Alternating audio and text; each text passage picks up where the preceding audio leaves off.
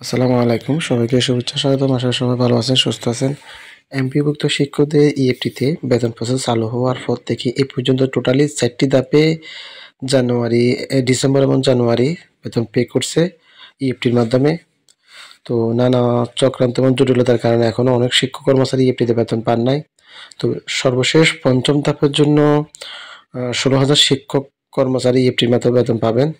তো তাদের নাম চূড়ান্ত হয়েছে এবং আইবাস প্লাসও তাদের নাম শো হচ্ছে। ইএফটি ড্যাশবোর্ডে তাদের নাম দেখাচ্ছে। তো আপনারা অনেক সময় যে সর্বশেষ পঞ্চম ধাপে যারা আছে তারা কোয়েশ্চেন করেন যে তারা ডিসেম্বর, জানুয়ারি, ফেব্রুয়ারি বেতন কি একসাথে পাবেন নাকি আলাদা আলাদা পাবেন। তো এই ব্যাপারে এতদিন পর্যন্ত এই ব্যাপারে যে কনফিউশন ছিল সেই ব্যাপারে আজকের যে আপডেট নিউজ সেটা হচ্ছে এই যে যারা পঞ্চম ধাপে আছেন তারা টোটালি এই ৩ মাসের বেতন ডিসেম্বর, জানুয়ারি আর হচ্ছে যে ফেব্রুয়ারি এই ৩ মাসের বেতন একসাথে পাবেন।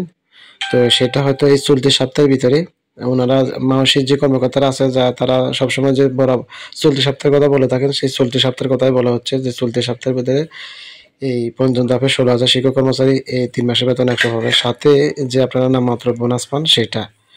আপনারা হয়তো ইতিমধ্যে জেনেছেন যে এই যে বোনাসের যে ইয়েটা সেটা ইএফটি ড্যাশবোর্ডে দেখাচ্ছে। এই হচ্ছে ইএফটি আপডেট নিউজ। তো ভালো থাকেন, সুস্থ থাকেন, আল্লাহ হাফেজ। Wish you all the best today.